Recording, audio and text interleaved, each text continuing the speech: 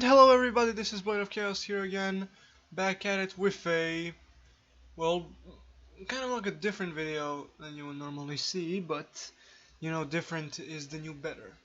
So, what I wanted to do in this video is read this interesting article, um, interesting article that actually is here to debunk how do the four dimensions relate to the other series.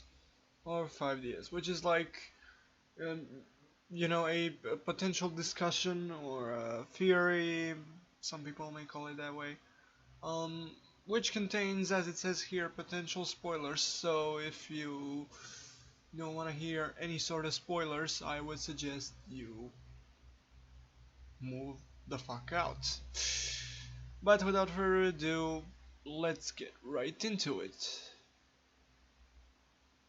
If you've been keeping up with the current series of Yu-Gi-Oh!, which is basically Arc 5, then you're aware that there exist 4 dimensions, one existing for each type of extra deck summon, ergo Fusion, Synchro, and XYZ, including the standard dimension which acts as an origin point and pioneers the new Pendulum summon.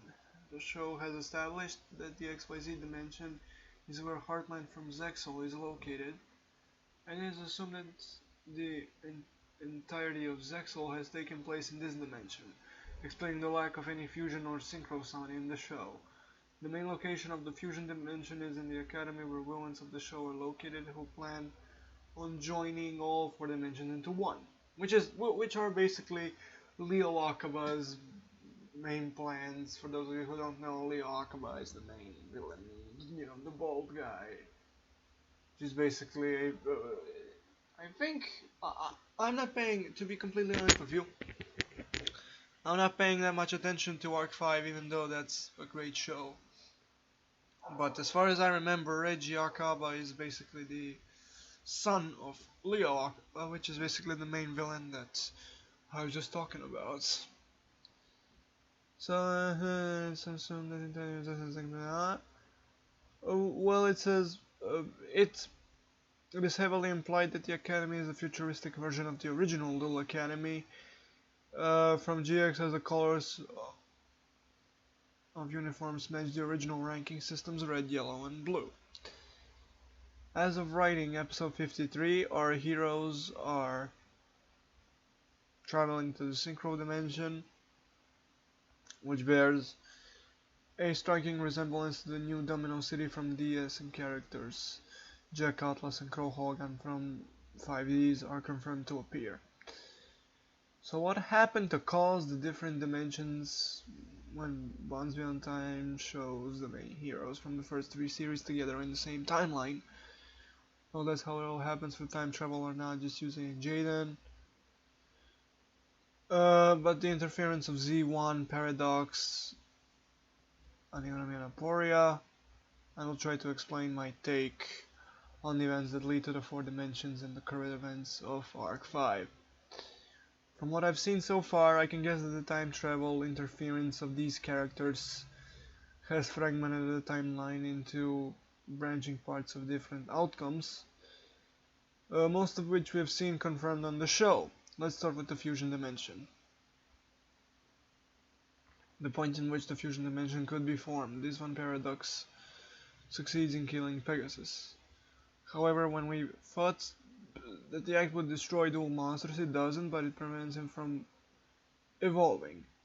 Eva still creates the Dual Academy to maintain the game, and fusion becomes the main way of summoning, as the creativity of 1 Square dies with Pegasus and Synchro, and because basically half of the creativity dies with Pegasus and Synchro, and XYZ summons never Urish.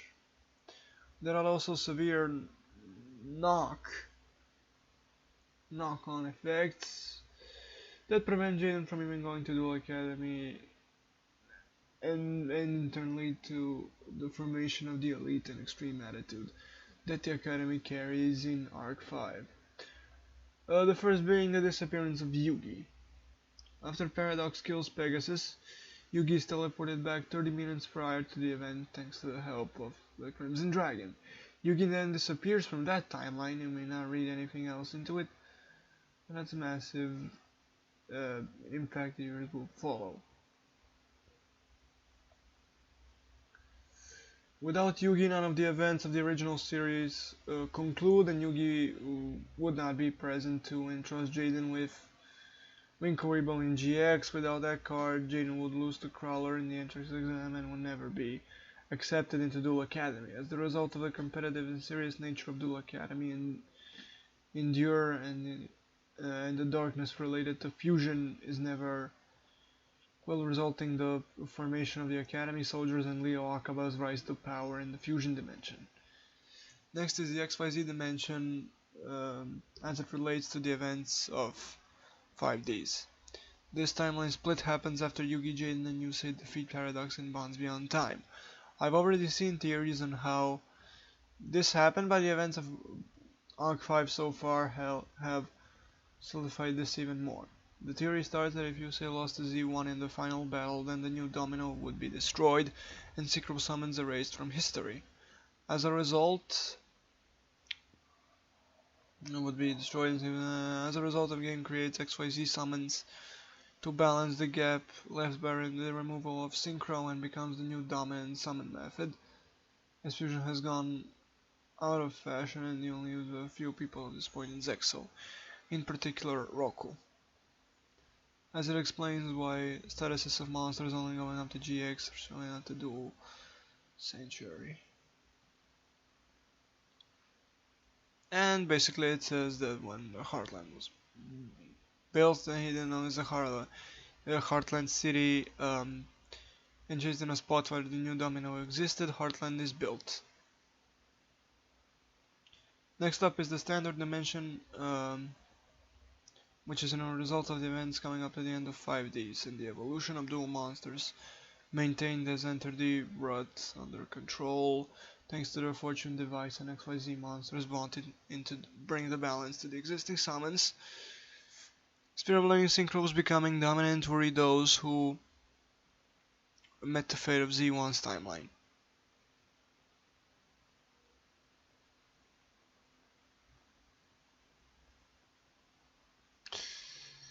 It's because of the fragmented timeline where the game evolves to accommodate all the different summons, but becomes an elite technique that is yet to be learned.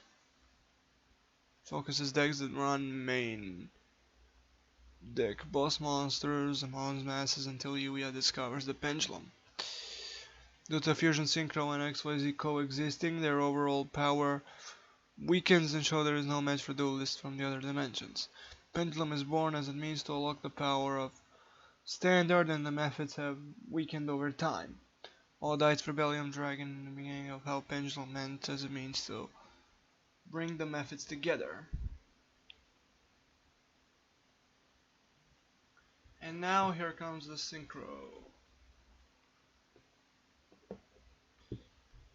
This is the hardest of them all, as we have seen much in the Synchro dimension at this point in time.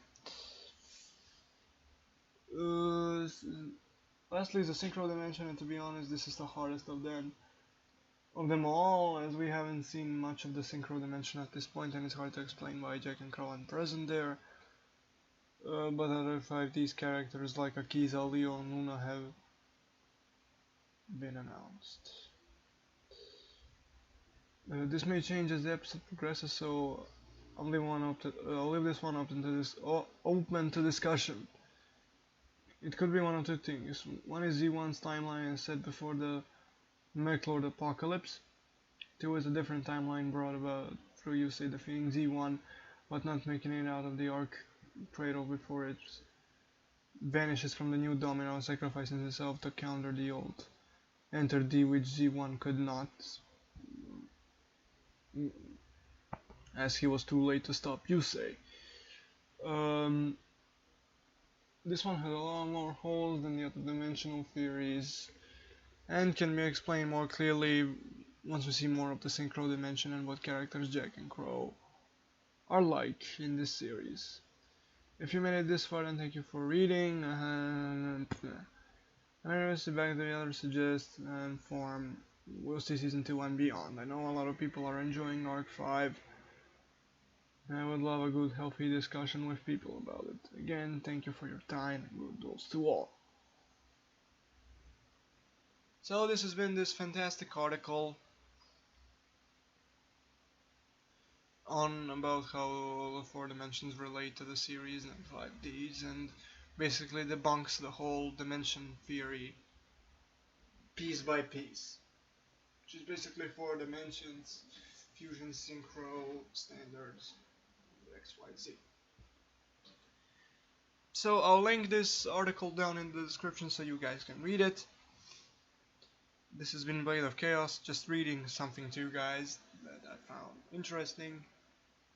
Signing out. Peace out, people.